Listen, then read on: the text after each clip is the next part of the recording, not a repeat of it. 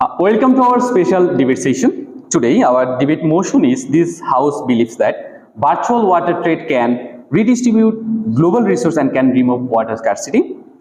Before into the argument, let's introduce both team, Gov side and opposition side. In the Gov side, first speaker is MD Al-Amin, second speaker Sanzida Akhtar, third speaker Singh Marma. And the opposition side, first speaker is Abhishek Chakraborty, second speaker Kazi Ashraful Haq, and third speaker Sumay Ahmed. Now have a look on today's debate rules. Each debater will get 2 minutes to present their arguments, and at the time of 1.5 minutes, warning bell will ring, and the final bell will ring in 2 minutes. Without any further delay, I want to give a floor to the first speaker of government side. Here. Thank you, Honorable Moderator, for giving me a floor. In the scenario of global water scarcity, many regions experience insufficient access to clean and safe water for drinking, sanitation, and agriculture. Factors like population growth, climate change, and mismanagement strain water resource. In this scenario, we want to propose a motion. This House believes that virtual water trade can redistribute global resources and can remove water scarcity. At first, I want to define the motion. Virtual water trade. Virtual water trade refers to the concept of indirectly exchanging water through the trade of goods and commodities. Water scarcity. Water scarcity refers to the situation where the available water resources are insufficient to meet the demands of a region or population. Now, why me and my team support the motion? We support this motion for 5 valuable reasons. First, efficient resource allocation. Second, reduction of local water footprints. Third, global interdependence.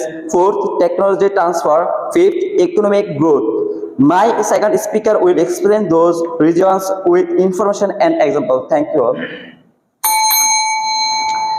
Thank you, the first speaker of government side. Now I want to give a floor to the first speaker of opposition side. Here. Thank you, Honorable Moderator, for giving me the floor. The government argued that the virtual water trade offers multiple opportunities. It promotes efficient resource allocating by allowing countries to specialize in their strength. Water-scarce country can import their water-intensive goods to reduce the local stress of water, while water-abundant country can export their goods. The method also results in a reduction of the water footprint in nearby areas. Because of overuse, it also promotes worldwide interdependence, which encourages collaboration outward, ensuring water transfer and knowledge exchange help water-scarce regions to enhance their self-sufficiency. Furthermore, trade-driven economic growth fund water management solutions, ultimately alleviating water security. Although the idea of virtual water trade appears promising, but we argue that it might not be the precise solution to global water scarcity can reduce. And also it can bring some such problems such as risk of dependency, environmental impact, one-sided trade relations, hidden water footprint, social and cultural consideration, and so on. My second speaker will explain the reason with information and examples. Proud to be opposed. Thank you, everyone. Thank you, first speaker of opposition side. Now I want to give a floor to the second speaker of government side. Here. Thank you, Honorable Moderator, for giving me floor. The opposition highlight concern about virtual water trade. It could expose water-scarce regions to supply disruptions and hinder local water management. Favoring imports might exacerbate scarcity, harm the environment, and lead to unequal trade dynamics. Hidden water use, cultural disruptions, and market volatility further raise potential risks. Now, I try to give explanation of our arguments with examples. Number 1, efficient resource allocation. Saudi Arabia and wheat production, the examples of it. Saudi Arabia, facing water scarcity, shifted from water intensive wheat farming to importing it from water-rich regions due to its oil-focused comparative advantage. This decision optimized water allocation, redirecting resources to more suitable industries, enhancing efficiency and sustainability. Number two, reduction of local water footprints.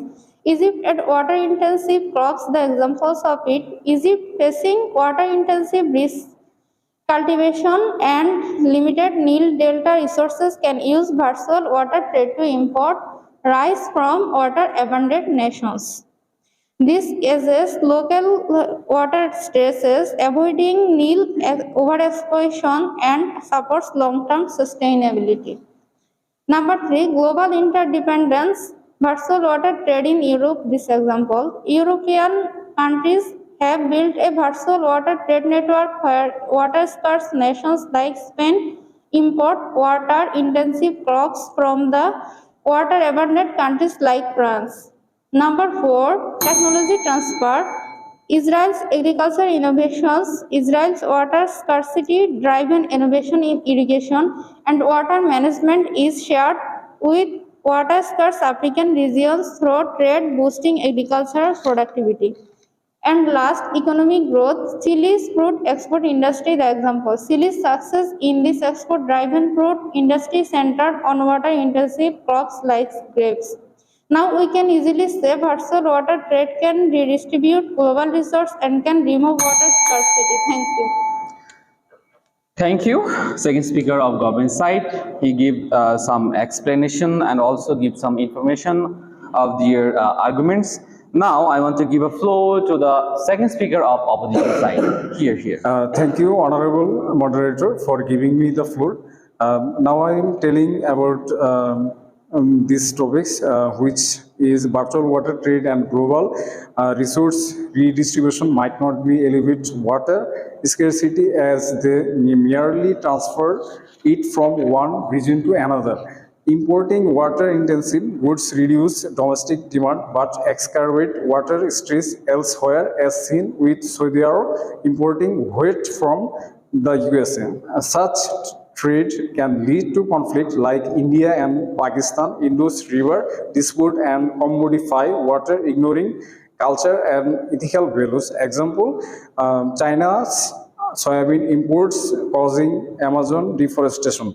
Now have a look to our argument. There is some of point to these topics.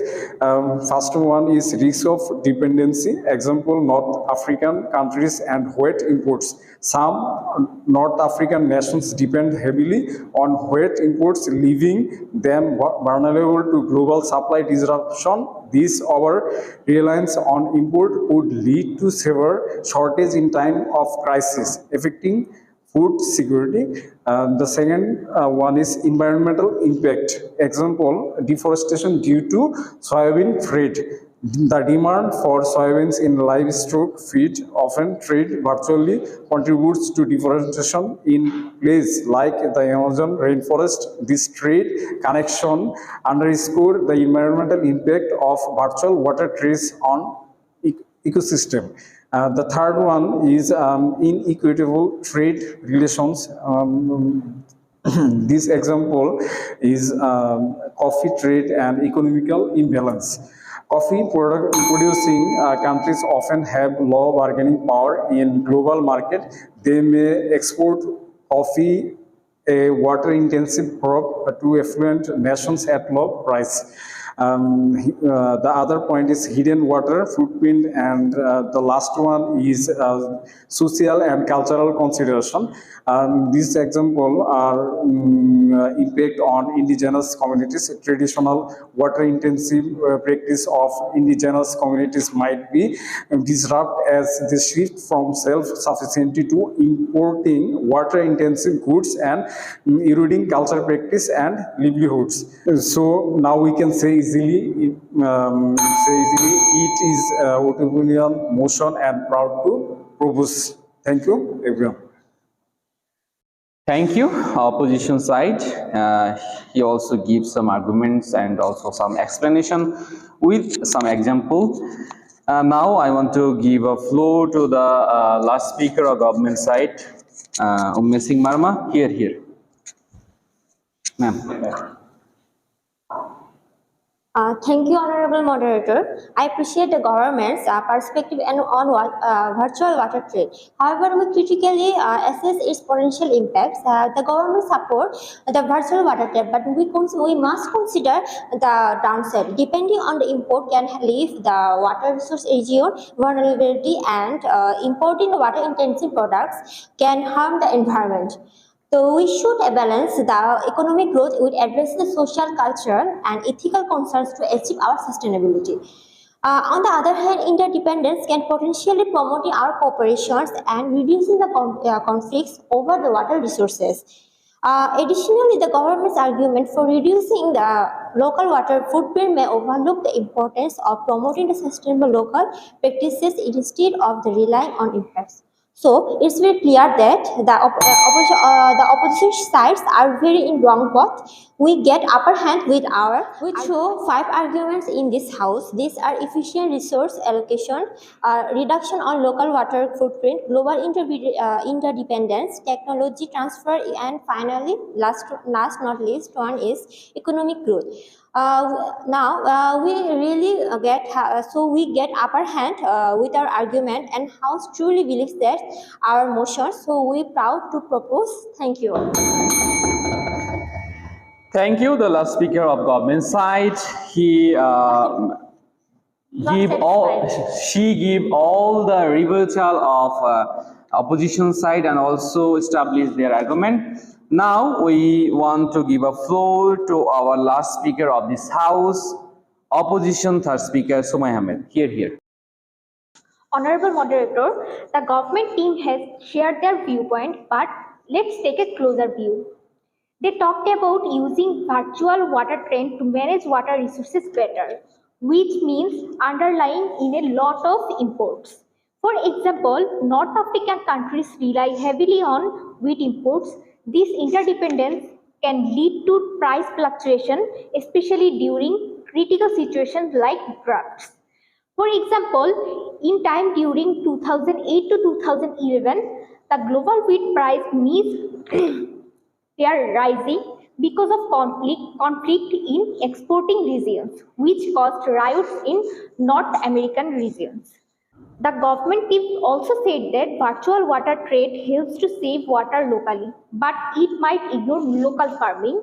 Example includes Egypt imports about 40% of its live rice consumption from countries like India, Thailand, and Vietnam. This ignores the benefits of their local farmers.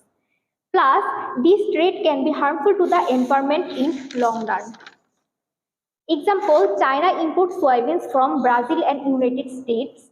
This leads to deforestation in regions like Amazon, which may have detrimental impacts on local biodiversity and ecosystem as well. Again, it can give rise to water conflicts. Unfair trading relationships may make things worse when water-rich countries controlling the rules. So we can see that wanting benefits in short term by trading virtual water, overlooking local needs might cause problems in the long run. It's not a sustainable way. We hope that we have convinced you that virtual water trade and global resource redistribution are not a viable solution to address water scarcity. Thank you. Thank you, Sir Speaker of Opposition side. And this was really good debate. Government shows 5 arguments here. Efficient resource allocation, reduction of local water footprint, and also global interdependence and technology transfer, and lastly economic growth. And opposition side also shows their 6 arguments, and those arguments are risk of dependency, environmental impacts, and inequitable trade relation, and also hidden water footprint, social and cultural consideration, and lastly market validity. From my side, both team get the upper hand from me, and though it was a short debate, so we don't want to reach any result. And thank you all for being with us. Thank you, everyone.